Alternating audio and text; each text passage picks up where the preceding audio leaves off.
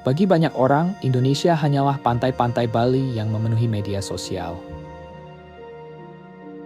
Namun di balik pasir putih dan cahaya matahari itu, terbentang sebuah negeri dengan kontras yang nyaris sulit dipercaya. Sebuah negara seluas benua yang lahir di atas cincin api. Tempat masyarakat kuno dapat hidup bersama jenazah kerabat mereka selama bertahun-tahun. Tempat para ahli bangunan dari hutan mendirikan rumah puluhan meter di atas tajuk pepohonan. Dan di pesisir terpencil, para pemburu paus tradisional terakhir di dunia masih melompat ke laut hanya dengan tombak bambu untuk menghadapi hewan berbobot 40 ton. 1. Negara dengan skala sebuah benua. Peta sering membuat Indonesia terlihat kecil. Banyak film dokumenter bahkan membuat skalanya terasa lebih kecil lagi. Coba bentangkan lebih dari 17.000 pulaunya di atas Amerika Utara. Ujung timurnya akan mencapai sekitar Anchorage, Alaska, sementara sisi baratnya berada di sekitar Mexico City. Perjalanan dari satu ujung Indonesia ke ujung lainnya melewati 3 zona waktu, setara dengan bentang waktu daratan utama Amerika Serikat. Sekitar 287 juta manusia tinggal di negeri ini. Jumlah tersebut menjadikan Indonesia negara berpenduduk terbesar keempat di dunia, bahkan lebih banyak daripada gabungan penduduk Amerika Serikat dan Britania Raya.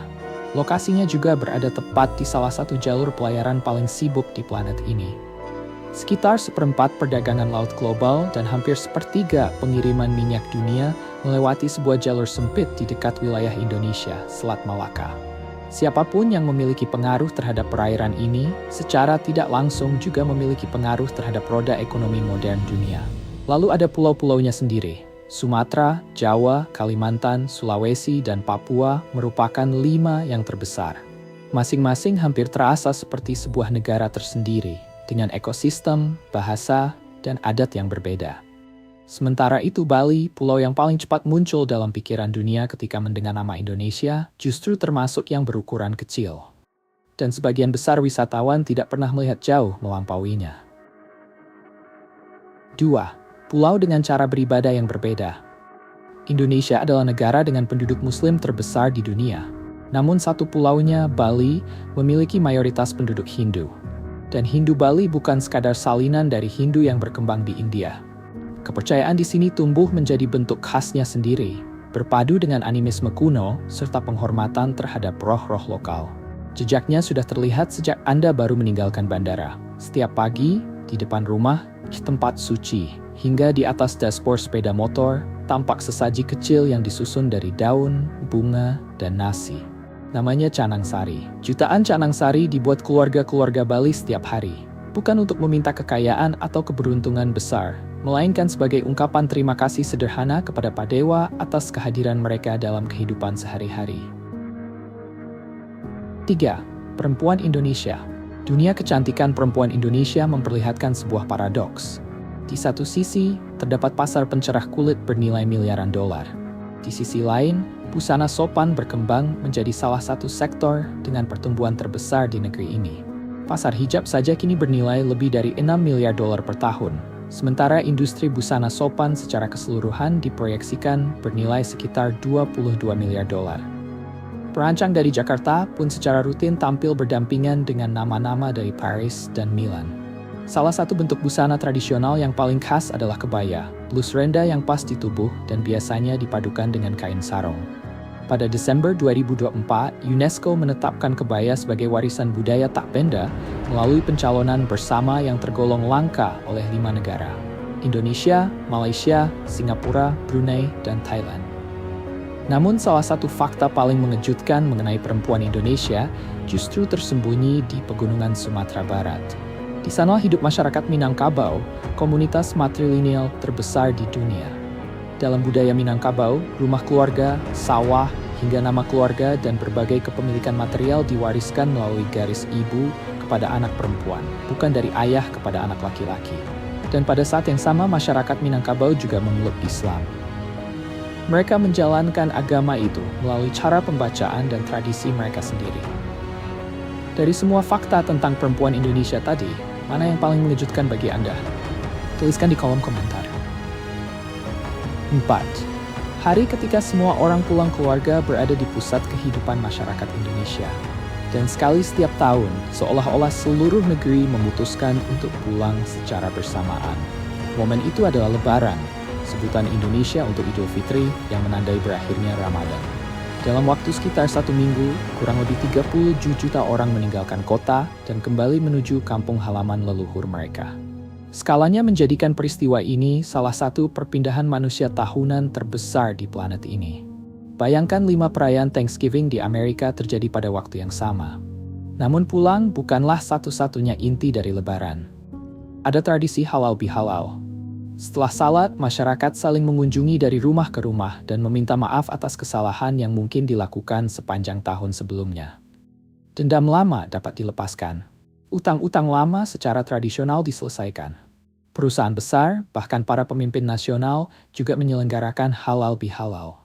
Dalam arti tertentu, ini seperti tombol penyetel ulang emosi bagi sebuah bangsa. Lebaran hanyalah puncak paling terlihat dari cara masyarakat Indonesia berhubungan sepanjang tahun. Ada prinsip bernama gotong royong, yaitu berbagi beban bersama. Tetangga benar-benar turun tangan membantu membangun rumah, membesarkan anak, hingga mengurus pemakaman. Bahkan di tengah kota-kota beton yang sangat padat, kawasan permukiman seperti kampung mempertahankan pola kehidupan tersebut. Pintu rumah tetap terbuka. Anak-anak tumbuh dengan perhatian seluruh lingkungan. Dan dalam kehidupan sehari-hari, seorang tetangga seringkali diperlakukan seperti perpanjangan dari keluarga sendiri. Negeri dengan cita rasa luar biasa. Jika seorang ibu Indonesia ingin menyajikan sesuatu yang istimewa, salah satu hidangan yang mungkin muncul adalah rendang.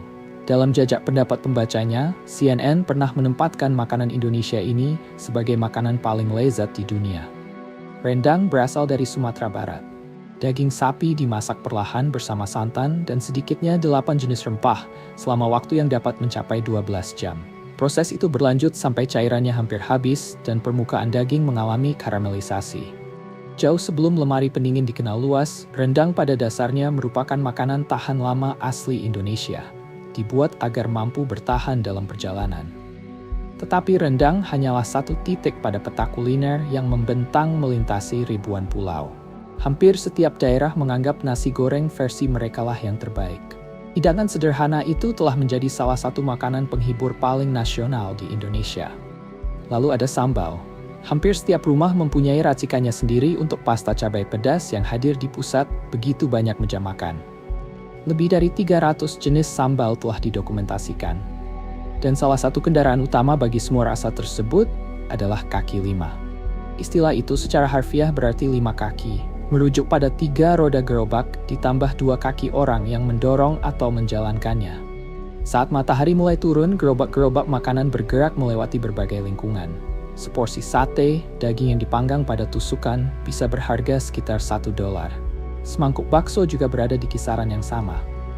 Di Yogyakarta, ada gudeg, nangka muda yang dimasak perlahan hingga 8 jam bersama gula aren.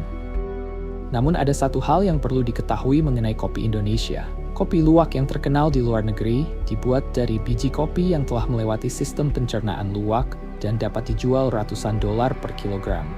Pada kenyataannya sebagian besar merupakan daya tarik untuk wisatawan. Kopi yang benar-benar diminum masyarakat sehari-hari jauh lebih sederhana. Namanya kopi tubruk. Di warung pinggir jalan, harganya sekitar 30 sen. Dan justru kopi inilah yang sebenarnya diminum oleh banyak warga setempat.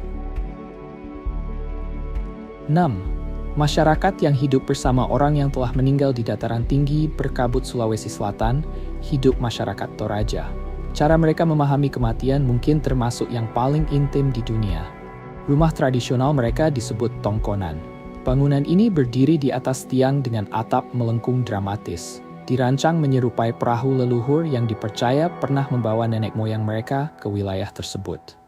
Dalam kepercayaan asli mereka, Aluk Todolo, atau jalan para leluhur, kematian bukanlah satu kejadian yang selesai dalam sekejap. Kematian adalah sebuah perjalanan panjang. Seseorang yang telah meninggal tidak langsung dianggap benar-benar mati. Ia dipandang seolah masih sakit. Mereka disebut tomakula.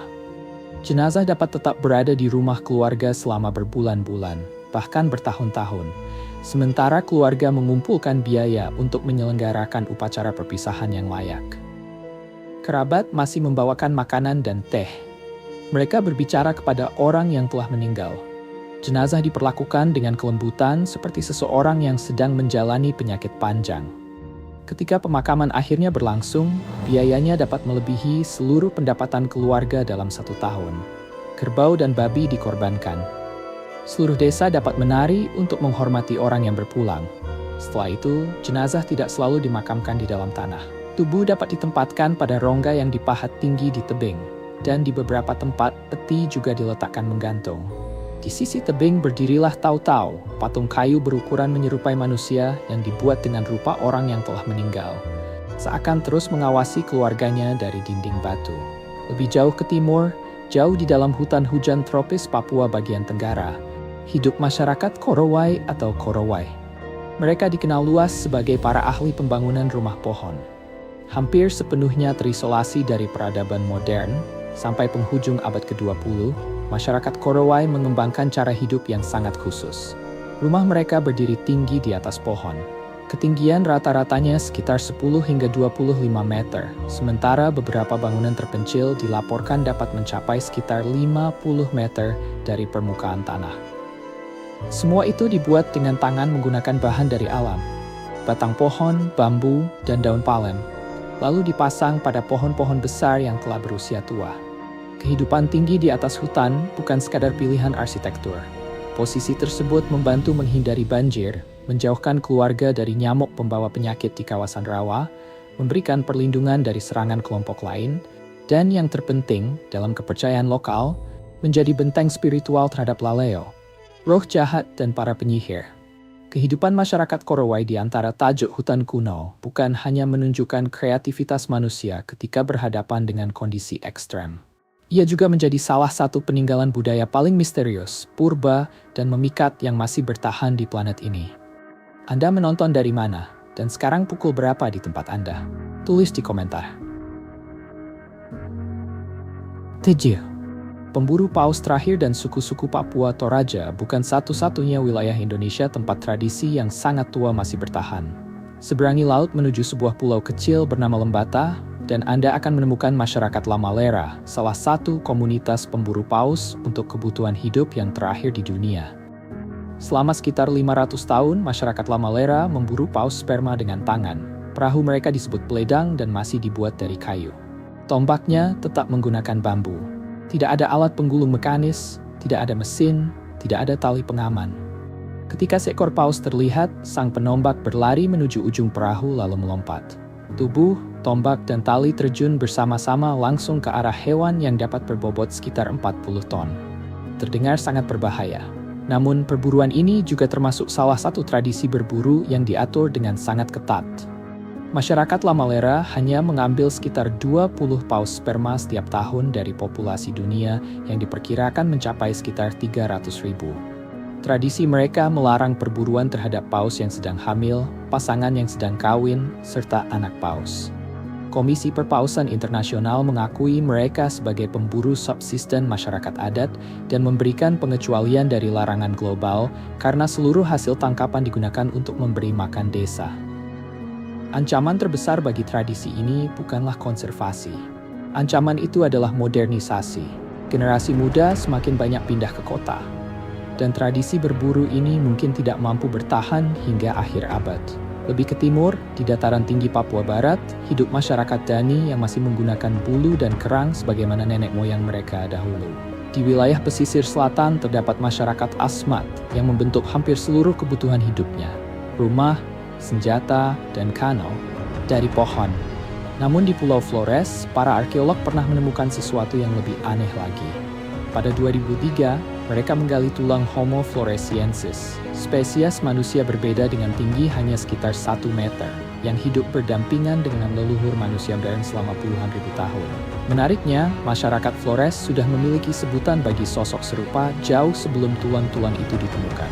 Mereka menyebutnya orang pendek, dan laporan mengenai penampakan makhluk tersebut telah terus muncul selama lebih dari 1. 8. Tempat bumi tidak pernah benar-benar tidur di bawah gugusan pulau Indonesia membentang cincin api. Negeri ini mempunyai lebih dari 120 gunung berapi aktif, lebih banyak daripada negara manapun di dunia.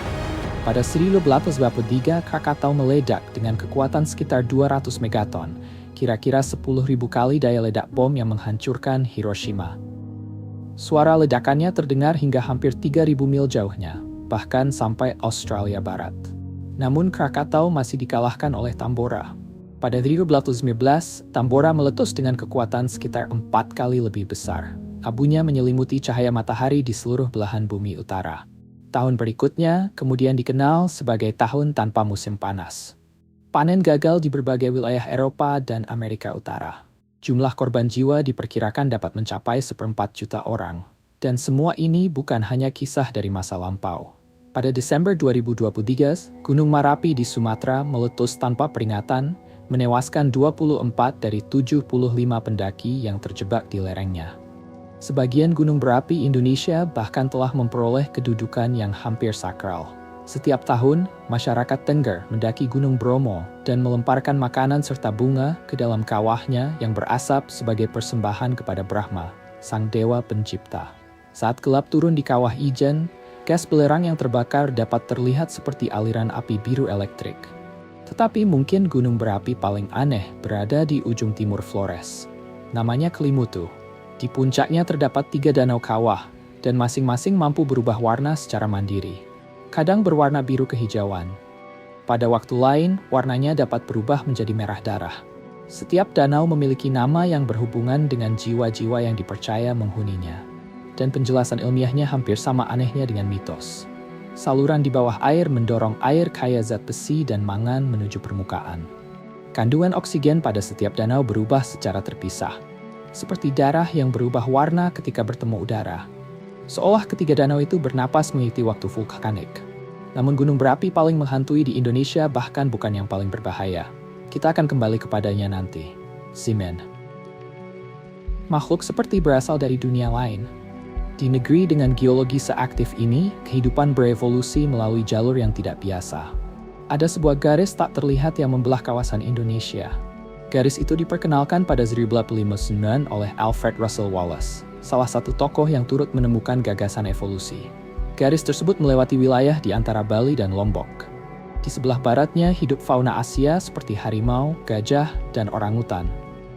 Namun begitu bergerak ke timur, mendadak muncul fauna berciri Australia, termasuk kakatua, kanguru pohon, dan berbagai marsupial. Indonesia adalah satu-satunya negara di dunia yang terbelah oleh garis ini. Itulah salah satu alasan begitu banyak spesies di sini tidak ditemukan di tempat lain. Komodo, kadal terbesar di planet ini, dapat tumbuh mendekati 3 meter dan mampu menjatuhkan kerbau melalui satu gigitan berbisa. Saat ini hanya sekitar 3.300 ekor yang masih hidup di alam liar. Kemudian ada babi rusa. Taring bagian atas hewan mirip babi ini tumbuh menembus moncongnya sendiri, lalu melengkung kembali menuju tengkorak. Jika hidup cukup lama, taring tersebut bahkan dapat menusuk kepalanya sendiri. Bekantan dari Kalimantan memiliki hidung panjang yang menggantung dan membesar ketika pejantan mengalami rangsangan, sementara sistem pencernaannya penuh daun yang sedang difermentasi, sehingga perutnya hampir selalu tampak membuncit.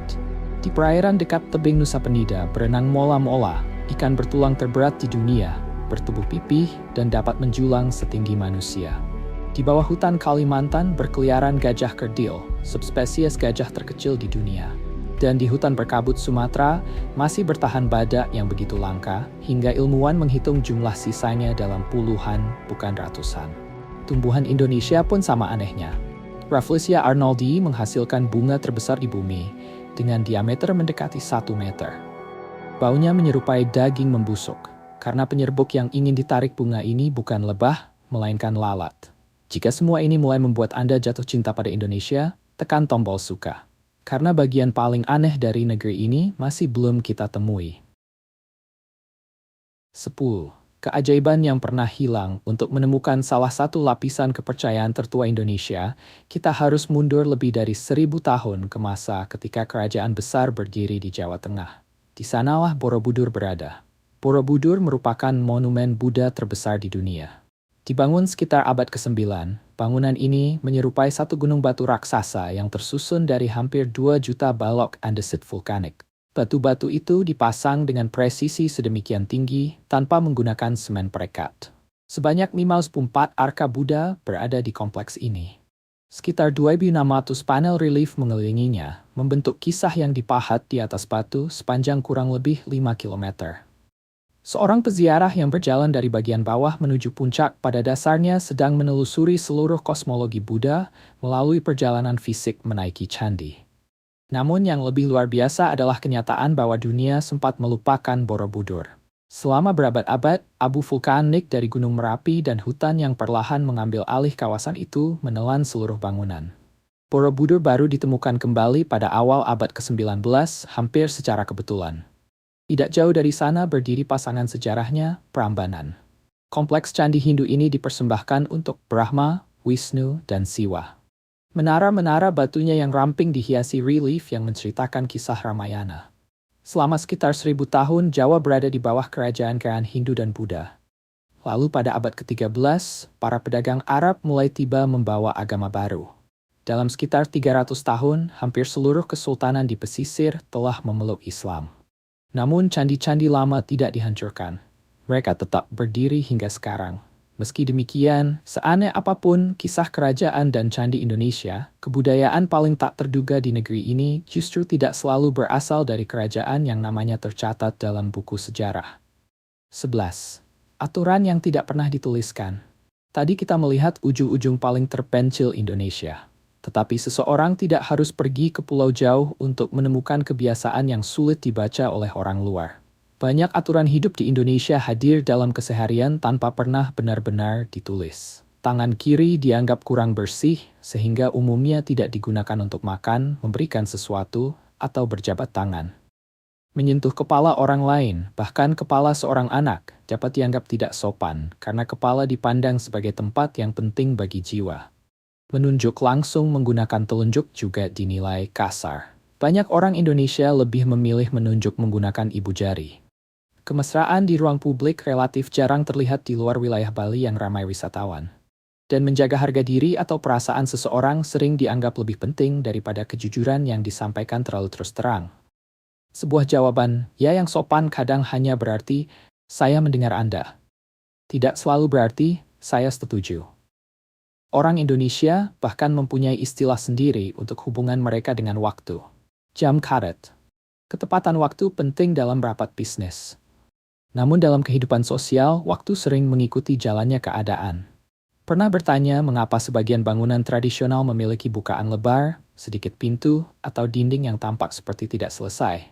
Di iklim yang panas dan lembab, bangunan terbuka memungkinkan udara bergerak dan mendinginkan ruang secara alami. Arsitekturnya bukan belum selesai. Justru itulah cara bangunan tersebut bekerja. Di bawah banyak kebiasaan tak tertulis ini terdapat sesuatu yang jauh lebih tua. Adat. Indonesia secara resmi mengakui hukum adat atau aturan kebiasaan lokal. Di beberapa wilayah, lembaga adat masih menangani sengketa tanah, pernikahan, bahkan perkara pidana tertentu. Konstitusi 1945 sendiri mengakui keberadaan masyarakat tersebut. Jauh sebelum negara Indonesia lahir, komunitas-komunitas di kepulauan ini telah memiliki cara mereka sendiri untuk menentukan aturan kehidupan.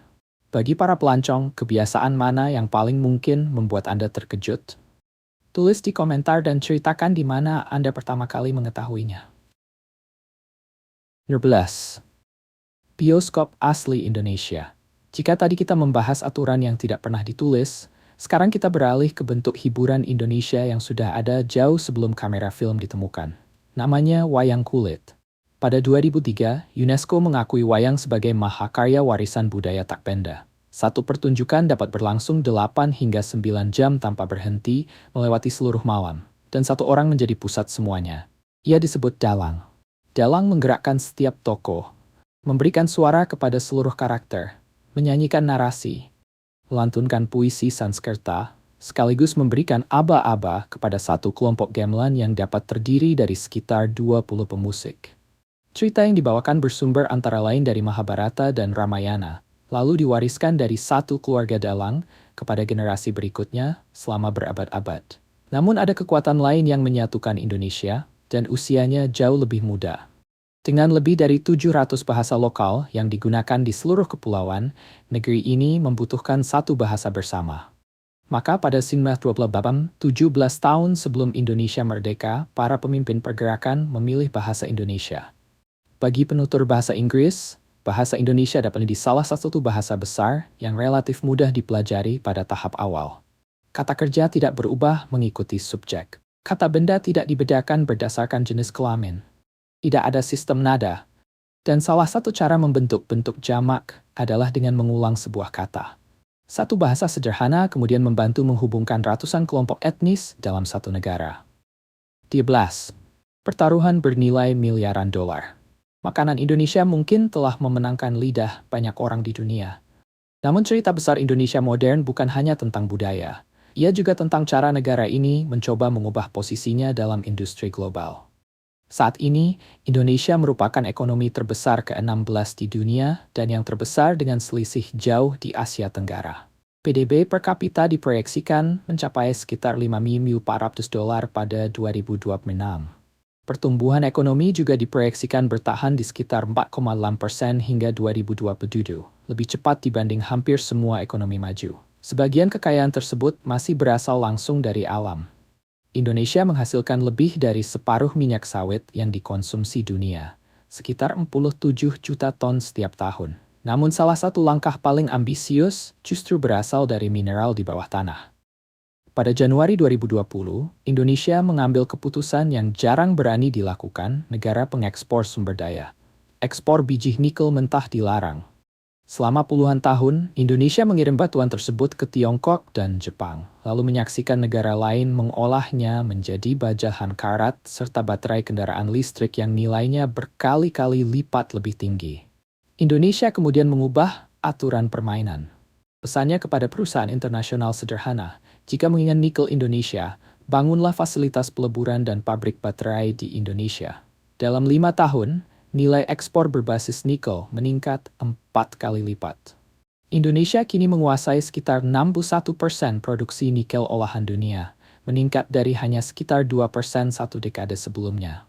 Pada Juli 2024, Hyundai dan LG membuka pabrik sel baterai kendaraan listrik pertama di Indonesia. Tesla, BYD, dan hampir seluruh produsen kendaraan listrik besar kini mengambil pasokan dari rantai produksi yang terhubung dengan Indonesia. Dan negara ini mempunyai satu keuntungan lain, usia penduduknya. Median usia masyarakat Indonesia hanya sekitar 31 tahun. Lebih dari separuh penduduk berusia di bawah 30. Mereka akan menjadi tenaga kerja sekaligus pasar konsumen yang menggerakkan 2 dekade mendatang. 15. Ibu kota yang sedang tenggelam. Namun keajaiban ekonomi tidak pernah muncul tanpa konsekuensi. Indonesia menyadari bahwa salah satu dekade paling sulit dalam sejarah modernnya berada tepat di depan mata. Contoh paling jelas adalah ibu kotanya sendiri. Jakarta disebut sebagai kota besar yang tenggelam paling cepat di dunia. Sebagian wilayahnya turun sekitar 10 hingga 30 cm setiap tahun. Di bagian utara, lajunya mencapai sekitar 28 cm.